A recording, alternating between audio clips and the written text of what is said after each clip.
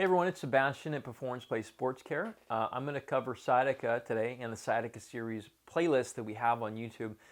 We created this mainly because there's a lot of questions that are not answered very well on the internet about sciatica, and we derive a lot of these questions from YouTube videos, comments that we get, forums, and they're answered by peers, as well as Google searches. And so these are a lot of the common questions that people will have, and so we've made a lot of these videos and broke up timestamps under each video where each question starts. That way you can just fast forward and so on as you want to. Feel free to share it with friends as well, by the way. So we're going to cover 3 questions today. Is sciatica worse in the morning? What to do about sciatica being worse in the morning?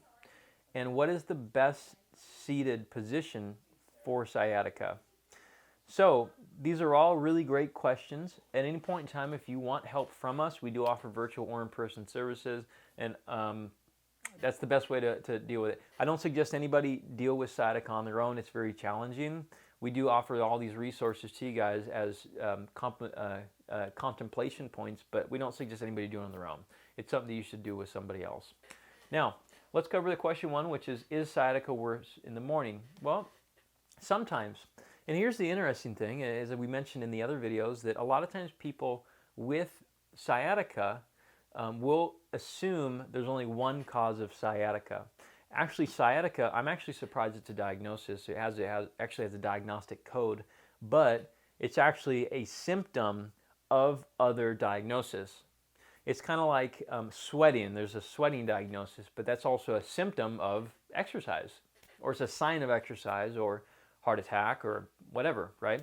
And so sciatica is a symptom of something else.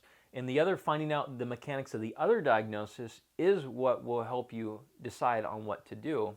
Now, there's one diagnosis in particular that usually results in morning pain. It usually has coughing, sneezing type of leg pain, worse with bending forward, rounding your back, getting up out of a chair after being seated for a long time. Driving can happen with either one of them. Stretching the hamstring, deadlifting, and so on. Like, all these things typically happen with this type of sciatica. And this one's from a low back disc herniation, or protrusion, or prolapse, or whatever. There's many different types of disc injuries, so I generally just call them disc issues. All right. You don't need to have trauma to have a disc issue. Most people wake up and they say, I don't know why I'm having pain now. I didn't do anything to have this pain. I didn't do anything. And so it's usually accumulation of habits that you have. It built up over time, over the course of the last few months or so. So usually that low back pain in the morning for the first 30 minutes is the sciatica, the sciatica that's first thing in the morning. For the first 30 minutes is usually discogenic. It's usually disc related, normally. Now, not everybody, but normally. A lot of the people that we see at Performance Place, that our medical staff sees, a lot of them, I'd say a strong majority, probably 60% of people, are discogenic type of pain, or sciatica. They're driven from a disc. Discs typically don't require medication, surgery, or injections to address. They're actually our bread and butter here. We love treating people with it because they respond so well. Now, morning time pain, what should we do with it? I think that was the question, right? It was what to do about sciatica being worse in the morning. So there's a couple things that you can do when you first wake up to help out to improve things. Obviously, check with your medical professional and get diagnosed, because if this is the opposite mechanics of what you have, then this won't help you. It'll actually make you feel a little bit worse, or not better at all.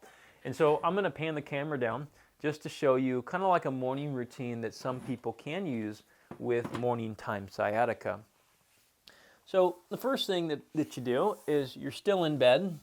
Most people, it's funny, when you're laying in bed, so people will, when we question people about if things hurt when they get up, they say, yeah, it hurts first thing in the morning.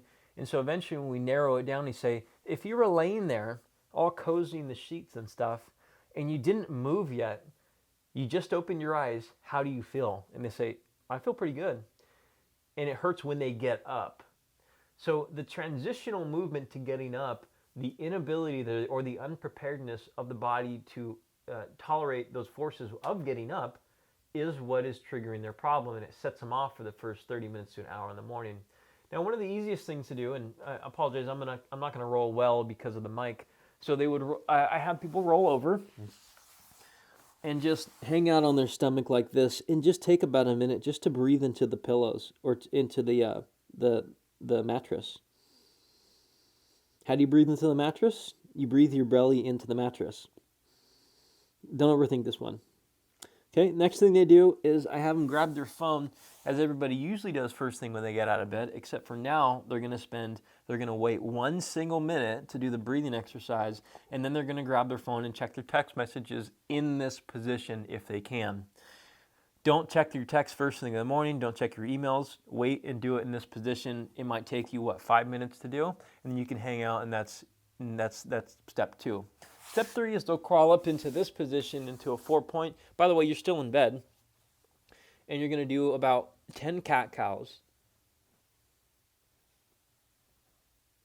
Okay, really simple stuff. If it hurts to go too high, you just don't go that high. You just kind of go the range that you can. After that, you get out of bed kind of like a robot, all like stiffening your belly, getting out of bed like a robot, and then you start to go about your day. Anything that requires you walking about in the house as you get up, do it. Make coffee, walk the dog, go put stuff away, because as soon as you put on your shoes, you might start to notice this comes back. It's completely natural over the first few weeks that things will come back as you start to bend over and around and put your shoes on. There's other things that you can do to make it so your morning goes better than that. But usually those exercises are a really good starting point. They address the part of, we have what we call a map-a-load framework here, M-A-P-A load. And that's usually it's our step-by-step recovery process that we use for a lot of people. M is modification of pain, and basically everything we did right there is a way to modify pain. It doesn't activate any support systems, which is A, activation of the support systems.